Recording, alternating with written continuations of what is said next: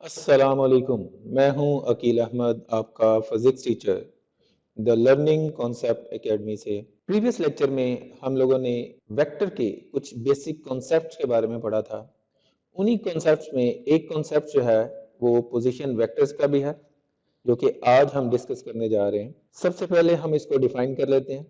A vector which describes the position of a point from the origin of the coordinate system is called position vector. Means कि position vector हम इस्तेमाल करते हैं किसी point और object की position को लोकेट करवाने के लिए कि वो पॉइंट या ऑब्जेक्ट कहाँ पे लोकेट करता है। तो यहाँ पे सबसे पहले हम बात करेंगे टू डायमेंशनल पोजीशन वेक्टर की, कि अगर हम प्लेन में किसी पॉइंट या ऑब्जेक्ट की पोजीशन को लोकेट करवाने जा रहे हैं तो हम किस तरह से उसको लोकेट करवा सकते। It is represented by a straight line drawn in such a way that its tail coincide with the origin and the head with the point P as shown in figure. The projection of R on the x-axis and y-axis are the coordinate.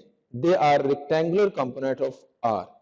Hence, in its rectangular component, the two-dimensional position vector can be written as R is equal to AI plus BJ. Now in three dimensions, अब हम three dimensions में देखेंगे कि किस तरह से किसी point या ऑब्जेक्ट की पोजीशन को लोकेट करवाया जाता है, यानी कि थ्री डिमेंशनल पोजीशन वेक्टर हमारा कैसे ड्रॉ होता है। It is represented by a straight line drawn in such a way that its tail coincide with the origin and the head with the point P as shown in figure. Means के three dimension में हमें एक और जो है वो coordinate required होता है जो कि एक्स वाई के ऊपर परपेंडिकुलर होता है। अब इसी तरह से हम देखेंगे कि पॉइंट P से किस तरह से प्रोजेक्शन जो है हम on the X axis, Y axis और जेड एक्सिस जो है वो इन परपेंडिकुलर को प्लॉट करने से हमारे पास इसका x, y और z जो है वो कोऑर्डिनेट्स आ जाता है और इस तरह से हम कोऑर्डिनेट की फॉर्म में इसके पोजीशन वेक्टर को लिख सकते हैं ai plus bj plus c। अब हम इसको थोड़ा सा थ्री डिमेंशनली देखते हैं।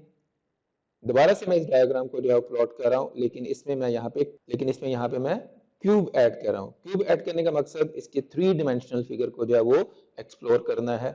Let's say that is our position vector, that is its angle with the x-axis, with the y-axis and with the z-axis। इसी तरह से हम देखेंगे कि इसके परपेंडिकुलर, ये है g perpendicular on the x-axis, that is the perpendicular on y-axis and that is the perpendicular on z-axis, जिससे हमारे पास इसके कोऑर्डिनेट्स a, b और c आ रहे हैं। ठीक है जी, मतलब ये है कि अगर हमें थ्री डायमेंशंस में किसी पॉइंट की पोजीशन को लोकेट करवाना है तो हमें इसके लिए इसके तीन एंगल्स रिक्वायर्ड होंगे और इसके साथ साथ ओरिजिन से उस पॉइंट का डिस्टेंस कितना है वो रिक्वायर्ड होगा। लेकिन अगर हमें कोऑर्डिनेट की फॉर्म में इसकी पोजीशन चाहिए तो वो किस तरह से, उसके लिए हमें क्या करना होगा कि पहले एक्स एक्सिस के अलोंग ए डिस्टेंस हमें ट्रेवल करना होगा, फिर वाई एक्सिस के अलोंग बी डिस्टेंस और फिर जी एक्सिस के अलोंग सी डिस्टेंस ट्रेवल करेंगे तो हम इस पॉइंट पी तक पहुंच जाए। अब आपने यहाँ पे परपेंडिकुलर्स को देखा होगा, लेकिन आपको बजाहिर ये परपेंडिकुलर्स नहीं लग रहे,